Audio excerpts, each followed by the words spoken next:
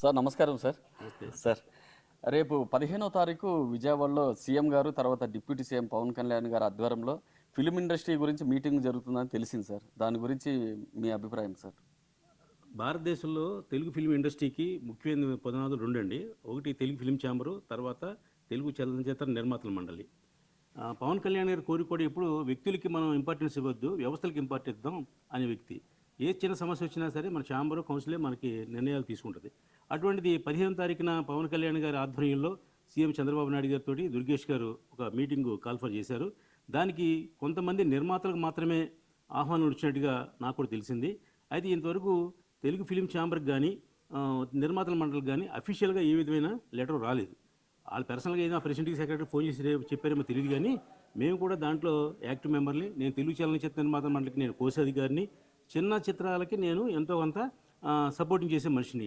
అంటే cinema industry అంటే only ఆ 10 మంది పెద్ద నిర్మాతలే కాదు, తెలుగు సినిమా ఇండస్ట్రీలో చిన్న నిర్మాతలు కూడా అధిక ప్రాధాన్యత ఉంది.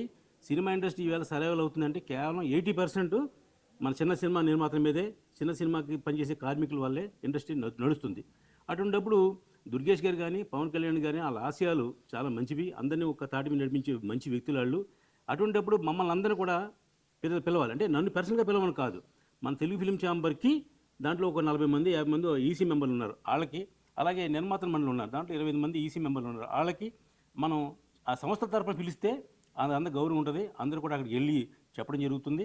వాళ్ళకి నచ్చిన తోచిన ఓ పెద్ద నిర్మాతలు 50 మంది ఉండొచ్చు, వాళ్ళ 50 మంది కూడా పిలుచుకోమనండి. కానీ వ్యవస్థల్ని పక్కన పెడతాం అనేది ధర్మం కాదు. తెలుగు చలనచిత్ర నిర్మాతల మండలి చాలా ఇంపార్టెంట్. ఇది నిర్మాత మండలిలోనే నిర్మాతలు అందరూ ఉన్నారు.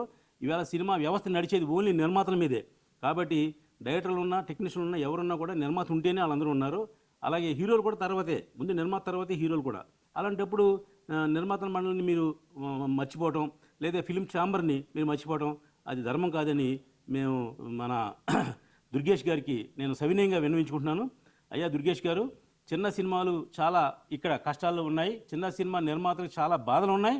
మీరు దయ ఉంచి చిన్న నిర్మాతలను కూడా మీరు పిలవండి, లేదా మేము ఇక్కడ ఏర్పాటు చేస్తాం ఒక కార్యక్రమం, మీరు రండి, మీ అందరూ రండి, వచ్చి మా సాధక బాధకాలన్నీ వినండి, లేదంటే మేము ఇచ్చే రిక్వెజేషన్ మీరు తీసుకుని న్యాయంగా ధర్మంగా చిన్న సినిమాను కూడా బతికించండి.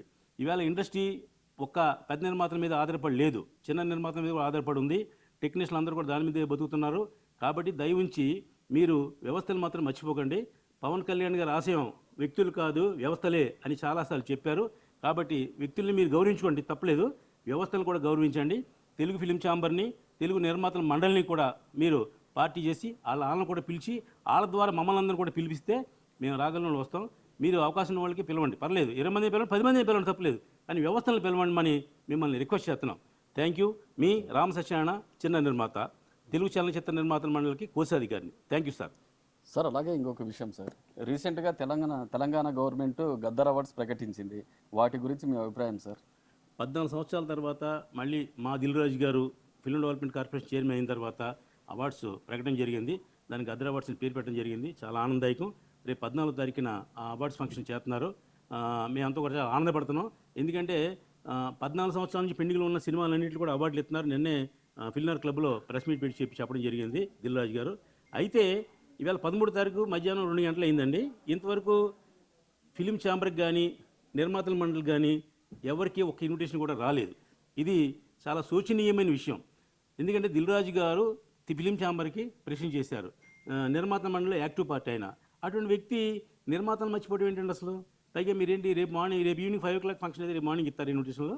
అంటే ఈ ఇన్విటేషన్ అనేది ఒక రోజు 2 రోజులు ముందు ఇస్తే వచ్చేవాళ్ళు ఎవరో రానివాళ్ళు ఎవరో మంచి చెడ్డన్ని ప్రిపేర్ అవుతారు కదా.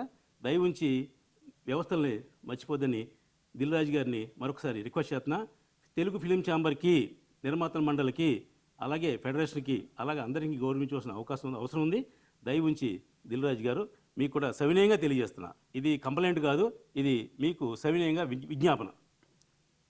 థ్యాంక్ యూ సార్, మీ విలువైన సమయాన్ని మాకు కేటాయించి మాకు ఇన్ఫర్మేషన్ ఇచ్చారు. Thank you so much. ఇక్కడ వ్యక్తులు కాదు వ్యవస్థ ముఖ్యం. Thank you.